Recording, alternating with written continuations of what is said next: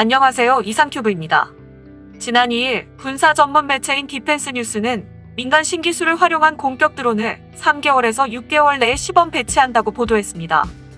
방위사업청은 국산 자폭형 UAV와 소총으로 무장한 공격형 UAV, 정찰 공격형 UAV를 도입하는데 약 25억 달러를 투자한다고 밝혔습니다. 참고로 국내 언론은 도입 비용을 보도하지 않아 약 25억 달러라는 숫자가 어디서 나왔는지 알 수 없지만 아마도 지난 9월 방위사업청이 국내 무인기 개발에 향후 10년간 2조 7천억 원을 투자하겠다고 발표한 수치를 그대로 가져왔을 가능성이 큽니다.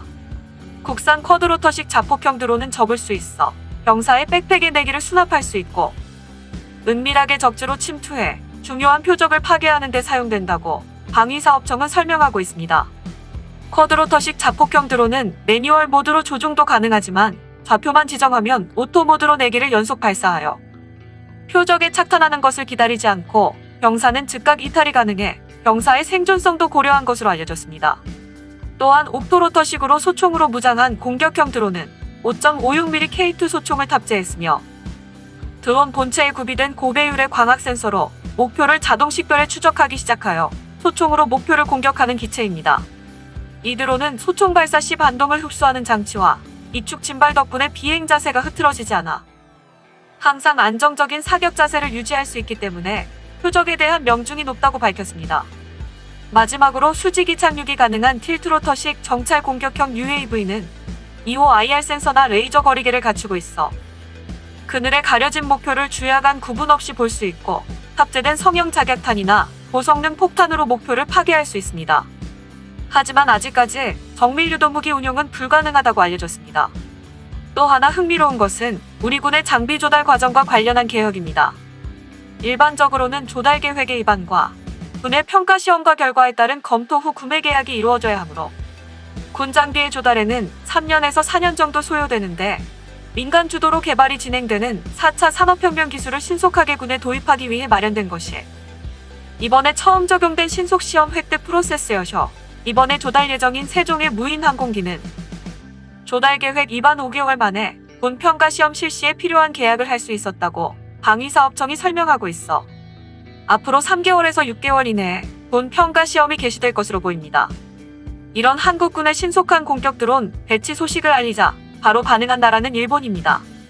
일본의 교도통신은 우리나라의 방위사업청의 발표 3일 후인 12월 5일에 후형 UAV를 요격하기 위한 레이저 무기를 개발한다고 보도했습니다. 보도에 따르면 일본 방위성은 5일에 소형 무인 항공기 공격에 대비해 레이저 무기를 이용한 요격 무기 개발 방침을 굳힌 것으로 알려졌으며 2025년경까지 필요한 기술을 확보해 조기 실용화를 추진하겠다고 밝혔습니다.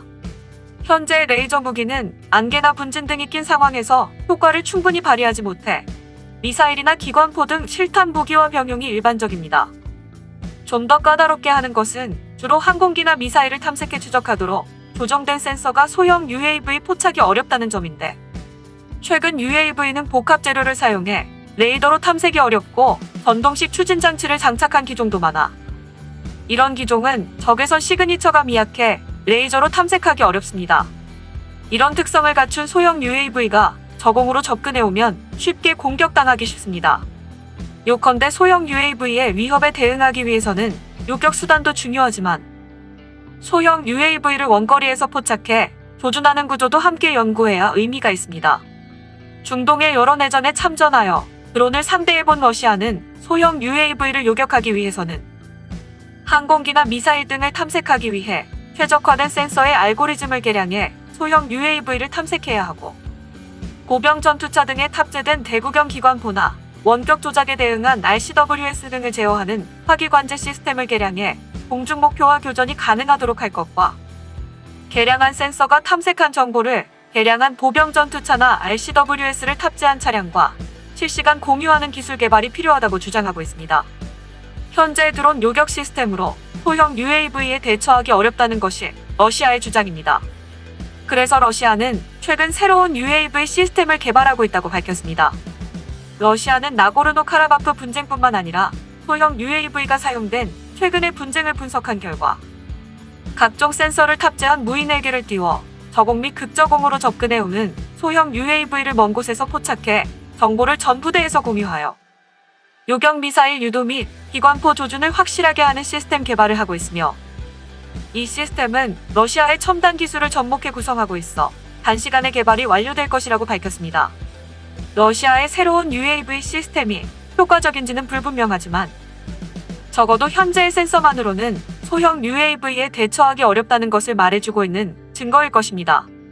때문에 러시아도 드론 관련 경험이 풍부한 터키로부터 안티드론 시스템을 수입할 것이란 외신 보도가 나오기도 했습니다.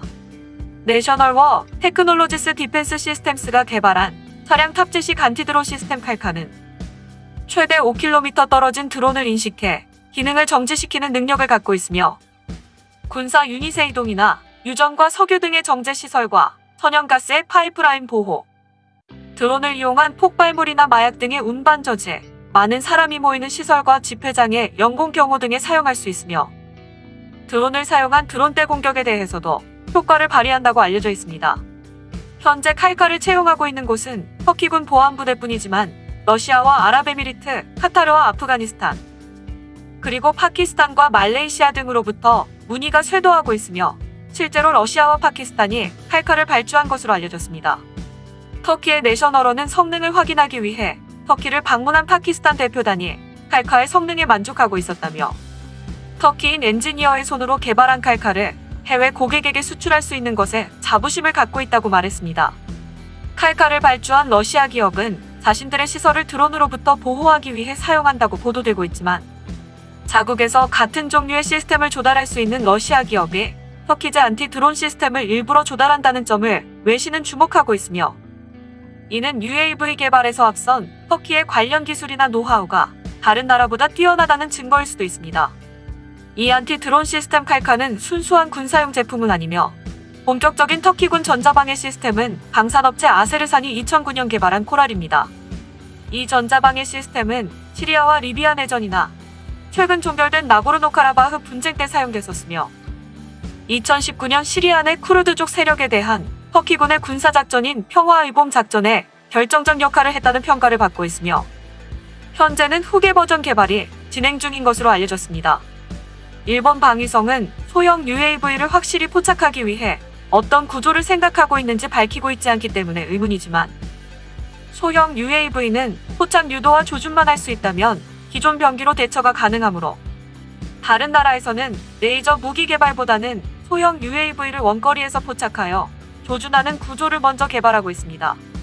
일본의 경우는 소형 UAV의 운용 경험이나 전투 교리를 가지고 있지 않아 전장에서 소형 UAV가 자신들에게 어떤 위협을 가하는지를 정확하게 파악하지 못할 가능성이 많으며 따라서 일본이 개발할 레이저 무기는 일본 특유의 갈라파고스 무기가 될 가능성이 많아 보입니다. 이상 마치겠습니다. 시청해주셔서 고맙습니다. 이상튜브였습니다.